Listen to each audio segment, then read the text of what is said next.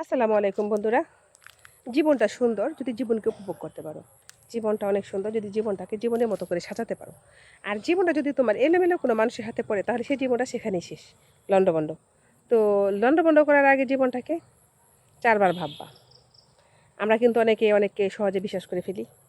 নিজের হাতে টাকা পয়সা সমস্ত কিছু দিয়া তারপরে বউকে কিংবা কেউ স্বামীকে সমস্ত উজাড় করে দিয়ে দিই।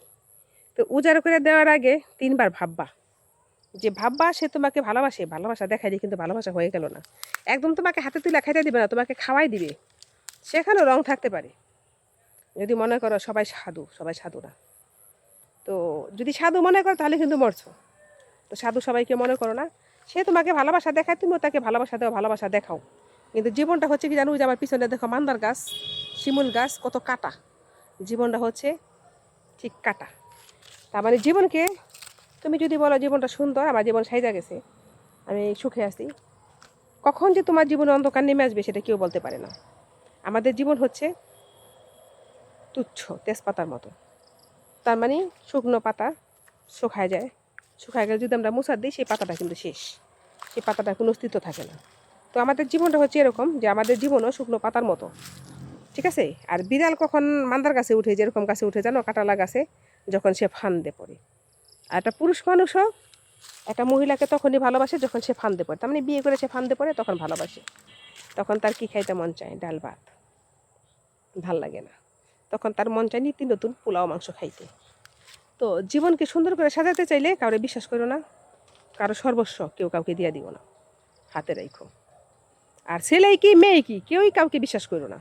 কারণ বিশ্বাসে দুরিয়াল পারে, এটা ঠিক আছে, কিন্তু আবার বিশ্বাসে কিন্তু জগৎ নষ্ট। তো একটা ছেলে তোমাকে ভালোবাসা দেখাবে, সে ভালোবাসে না, সে তোমার সাথে অভিনয় করবে। ছেলেরা কিন্তু খুব অভিনয় জানে। হ্যাঁ, মেয়েরাও অভিনয় জানে, মেয়েরাও কম কিসের। কিন্তু যার যার মতো শেষে থাকো। ভালোবাসা দেওয়া একটা মানুষকে, ভালোবাসারও কিছু লিমিট আছে, লিমিট খরচ করো না, ঠিক আছে। আনলিমিটেড করতে চাও না, লিমিটের মধ্যে থাকো। যদি আনলিমিটেড ভালোবাসা দিতে চাও তাহলে তুমি শেষ, তাহলে ভবিষ্যৎ তোমার কিছুই নেই, অন্ধকার, ধোলা অন্ধকার। তো লিমিটের মধ্যে থাকো, লিমিট খরচ করো না। যারা বিদেশ থাকো বিশেষ করে তারা বোর হাতে সমস্ত সম্পত্তি দিও না। আর যারা বাংলাদেশে আছে মেয়েরা, তাদেরকেও বলতেছি, বাপের বাড়িতে সমস্ত সম্পত্তি এনে নিজের নামেই রেখো, স্বামীর নামে দিও না। স্বামী যে কোনো মুহূর্তে স্বামী স্ত্রী পর হয়ে যেতে পারে, তারা খুব আপনজন, তারা খুব পর। একজন স্বামী যদি তোমাকে রাইখা মৃত্যুর আগ পর্যন্ত সে যদি তোমার থাকে, তাহলে সে মৃত্যুর পরেও সে তোমার। আর মৃত্যুর আগ পর্যন্ত যদি সে তোমার না থাকে, সে অন্য কারো হয়ে যায়। কারণ যদি ডিভোর্স হয়ে যাচ্ছে, সে পরজগতে যায় কিন্তু তুমি তারে পাবা না। যদি ডিভোর্স না হয় তাহলে তুমি তার, ওই জগতেও তার, এই জগতেও তার, কিন্তু ডিভোর্স হইলে কিন্তু তুমি তার কেউ না। তাই আগে একটু বিবেচনা করো, সমালোচনার মধ্যে থাকো, কিন্তু নিজেকে গুছায় চলার চেষ্টা করো। একটা মেয়ে, নারীরা হচ্ছে এমন একটা জিনিস যে বললাম না, শুকনো পাতার মতো একটা নারী, শুকায় গেলে ফু দিলেই শেষ, ঠিক আছে। আর তেজপাতা প্রতিটা তরকারিতে লাগে, খায়া দেয় কী করে, তেজপাতাটা ফিকা ফালা দেয়। এটা মেয়ে মানুষ হচ্ছে এরকম। মেয়ে মানুষদের অনেক সময় তো অনেক ছেলেরাই তেজপাতা মনে করে। এটা আমার অনেক বন্ধু বান্ধব আমাকে বলছে যে মেয়েরা নাকি তেজপাতা, আমার ক্লাস ফ্রেন্ডরাই বলছে, কেউ না কেউ বলছে, নাম বলবো না। তো জীবন মেয়েরা নাকি তেজপাতা খায়া দেয়া ফালাই দিব, আর যাকে বিয়ে করব তাকে দাসী বানাইব। এই কথাটা কিন্তু আমি শুনছি কারো মুখে।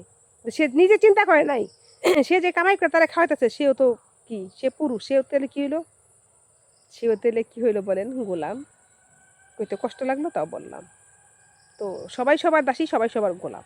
তো অতএব আমরা আল্লাহর গোলাম, কারো গোলাম না, ঠিক আছে। আর একটা মেয়ে শুধু আল্লাহকেই বিশ্বাস করবেন, আল্লাহকে ভরসা করেন। আল্লাহ ছাড়া কিন্তু আপনার কেউ নাই, এই জগতে নাই অন্তত। আসসালামু আলাইকুম।